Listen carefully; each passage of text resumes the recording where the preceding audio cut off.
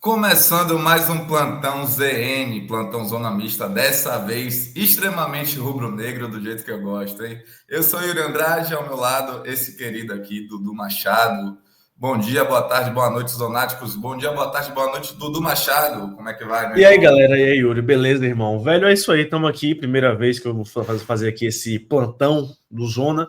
E, como você falou, 100% rubro-negro, 100% focado no Vitória, em uma semana que está começando ainda, só que já tem muito assunto para a gente falar sobre. Então vamos nessa, né? Deixar a galera informada, ciente do que está acontecendo. Existem contratações, renovações, e é isso que a gente vai falar hoje nesse vídeo, não é isso? Eu quero começar com o lateral direito Madison, ex-Bahia. Fala aí, Dudu, traz essas informações para a gente. Velho, então, qual é o caso do Madison? Foi a primeira notícia que saiu sobre mercado da bola do Vitória, apesar de que eu já solto uma opinião, inclusive. O mercado da bola, não só do Vitória, quanto do restante dos times do Brasil, só vai realmente aquecer com o fim da temporada 2024, até porque, por mais que a gente tenha hoje uma segurança muito grande de que o Vitória vai ficar na Série A e que, consequentemente, vai disputar uma vaga na Sul-Americana, a gente tem que ter o concreto, a gente tem que ter uma ideia concreta do que vai ser feito no ano que vem. Então, especular sempre é muito bom, é importante, mas só dá para fazer de fato a negociação quando você sabe o que vai acontecer no próximo ano. Enfim, consideração feita, seguindo de fato para o caso do Madison. O que é que aconteceu? Hoje ele é um lateral direito reserva na equipe do Atlético Paranaense e a notícia que estava rodando é que já havia de fato uma negociação, mas ainda não há uma negociação ainda. Foi apurada essa informação diretamente aí com a galera do staff do Madison e é apenas uma sondagem. Até o momento é uma sondagem, não foram discutidos valores, não foram discutidos tempo de contrato, nem o próprio jogador houve esse contato direto do jogador com essa galera do staff do Vitória que estaria fazendo a negociação. Então, sim, no momento é só uma sondagem, não discutiu nada de valor, não discutiu nada de salário, nada foi colocado à mesa ainda, como a galera fala na negociação, né? Mas opinião pessoal, eu não queria não, velho. Sendo sincero, não me deixou muito contente não essa negociação. A gente tem uma dificuldade na lateral direita, né? Que hoje tem Lepo e o nosso querido Raul Cáceres, que a gente não, Sim, apesar de ter uma constância, não sente uma total confiança, né? É uma problema carência esse. na posição, mas que a gente ainda não. A gente precisa de mais laterais direitos, né? E esses também estão em fim do contrato em 2024. Então, seria interessante que haja essa contratação. Mas eu também tenho opiniões a dar sobre o próprio Madison, né? Que foi É muito isso. bem, uma ótima revelação pelo rival, pelo Bahia, jogou no Santos, jogou no próprio Atlético, jogou muito bem, Sim. só que vem no banco, né? Outra contratação que está vindo aí, que eu gosto muito, que eu falei até recente com você, não foi, Dudu? Esse é bom de bola. Esse é Esse eu bom. gosto, esse eu gosto. Do africano Gosto dele. Bolacier, na verdade, ele Grande que quem jogador. soltou, quem soltou essa informação foi Eduardo Serra, setorista aqui do Vitória, junto com o Enio Bis, lá do Criciúma também, soltou que o Bolacier deu aval para começar as negociações com o Vitória, certo? Existem Perfeito. outros times interessados também, são eles o Goiás, o próprio Fluminense, mas que ainda não existe nada concreto, porque também não se sabe se o Fluminense vai jogar a Série A. Mas o que acontece é que Bolacier ele quer continuar no Brasil, quer continuar vestindo a camisa de algum clube brasileiro e que a gente sabe de fato que ele amou a energia do Barradão, amou a energia da Bahia e casaria muito bem Bolacier com o Vitória. É uma contratação que me agrada demais, tá bom, Dudu? O Ele é salário a cara dele é do Vitor. cerca de 200 mil, por aí, 200 mil reais, que é a faixa ali do elenco do Vitória, né? O que é que você acha, meu irmão?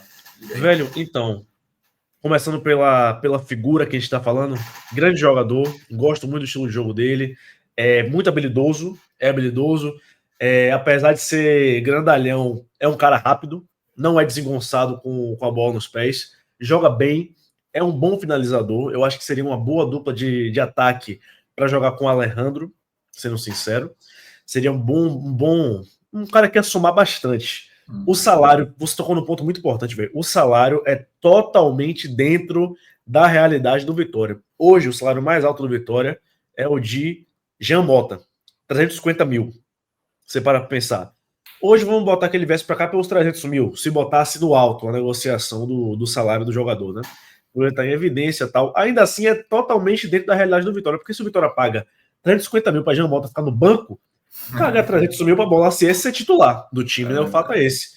E assim, ele se identificou, como você falou, com a cidade. Naturalmente, Salvador é a cidade com mais cultura africana fora do continente africano. A torcida do Vitória, ele teve a identificação com a torcida, com o estádio, ele gostou do ambiente, como ele bem frisou essa informação aí. E, velho, para mim, até das opções que ele tem de negociação, a do Vitória é mais concreta, porque ele tem aí um time de Série B, que é o Goiás, todo respeito, ele não vai querer sair da Série A para ir para a Série B, sendo que ele tem outras opções. Tem o Fluminense que vai brigar até o final com o próprio Criciúma, inclusive, para não cair. Então o Fluminense pode sim ainda pintar na Série B aí, quem sabe. E o Vitória, que dos três é o único que realmente tem um pé mais no chão concreto de que vai ficar. E que tem um projeto mais claro.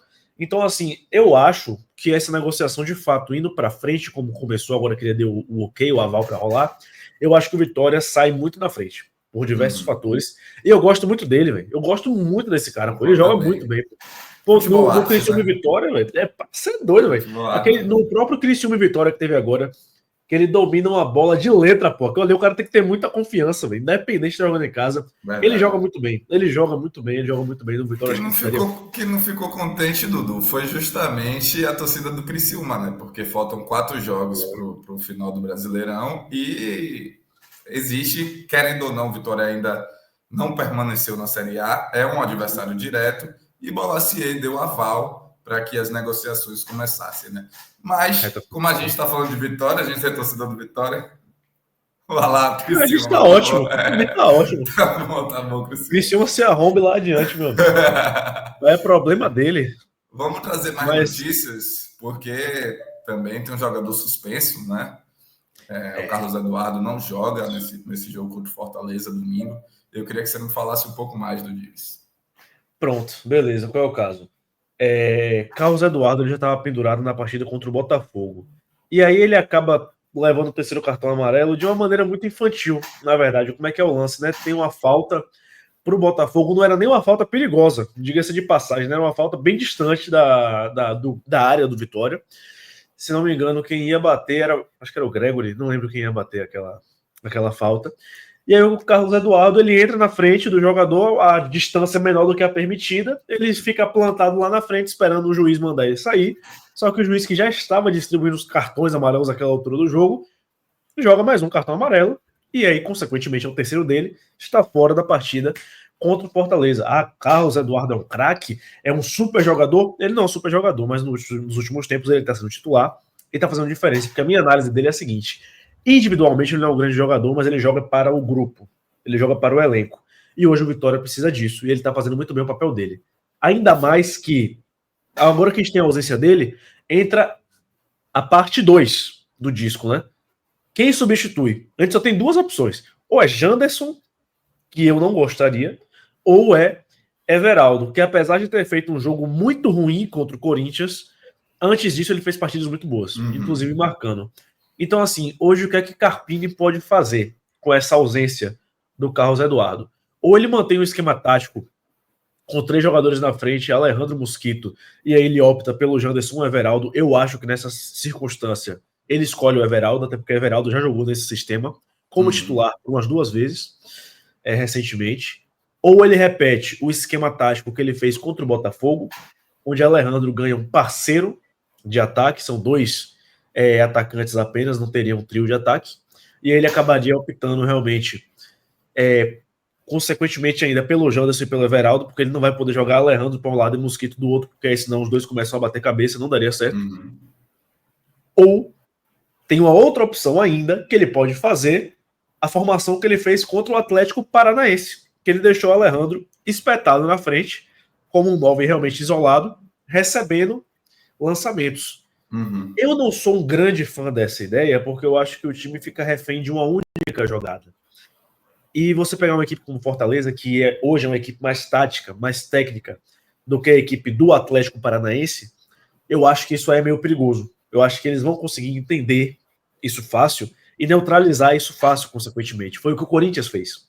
Né? Tudo bem que no jogo contra o Corinthians o Vitória estava inteiramente ruim, não estava conseguindo desenvolver nada que tinha sido treinado. Mas é algo que é fácil de entender. Então eu Eu, no lugar de Carpini, se eu tivesse que escolher, claro que eu gosto de frisar, eu não sou técnico, eu não sou scout, eu não sou nada, eu sou apenas um jornalista.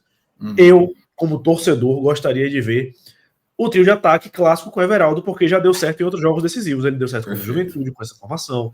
Ele deu certo em outro, contra o Bragantino. Então eu faria mais uma vez, porque já deu certo algumas vezes. E jogando em casa, né? Jogando em casa, né, Dudu? A gente quer exatamente. jogar para frente, né? Com certeza, Sim. com certeza. Falei de Mateuzinho. Rapaz, então, esse é o detalhe. Mateuzinho também é uma possível baixa. É uma possível baixa, ainda não foi nada confirmado. Ele saiu machucado do jogo contra o Botafogo, passou pelo departamento médico do Vitória e já foi constatado que ele está com uma pequena lesão, uma luxação, na verdade, né? E aí, qual é o caso? É algo grave? Não.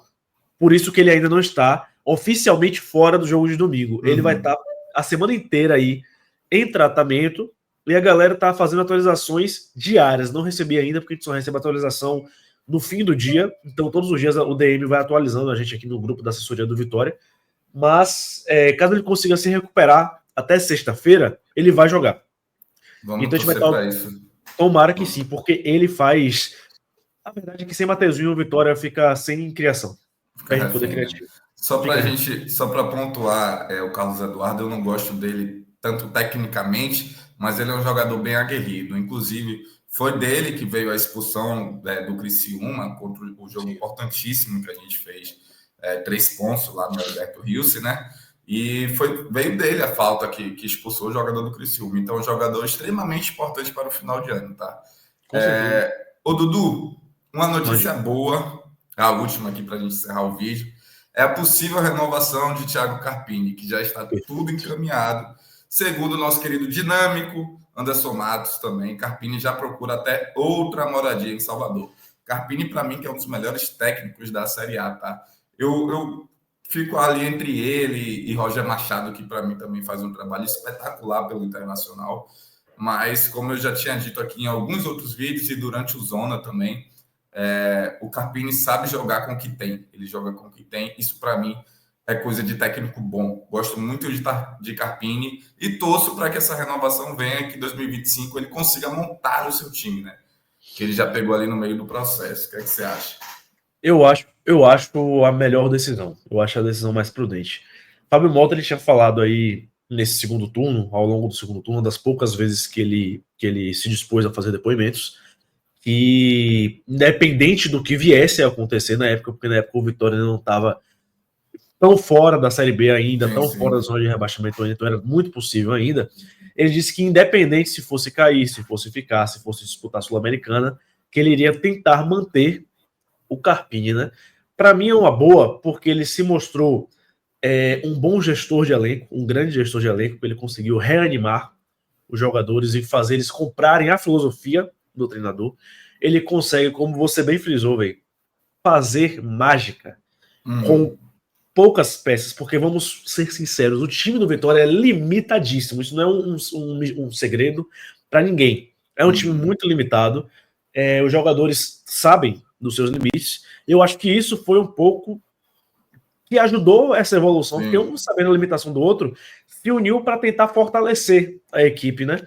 E assim, eu acho que ele, ano que vem, tendo liberdade para montar um time com peças que ele queira, eu acho que o próprio Bolassi foi uma pedida dele, inclusive, eu desconfio, porque ele já comentou algumas vezes ao longo do ano sobre o jogo desse atleta. Eu acho que ele consegue fazer um grande trabalho. E ele vem se mostrando mais sólido do que técnicos que ao longo do ano disseram que poderiam fazer isso, como, por exemplo, o Rafael Paiva do Vasco, que levou essa realidade de eu faço muito com pouco até a página 2, porque já tem um tempo que o Vasco vem, desde que foi eliminado aí na semifinal da Copa do Brasil. O Rafael foi demitido, né, do Vasco. Foi demitido, agora quem assumiu foi o Felipe Maestro, né? Ele conseguiu.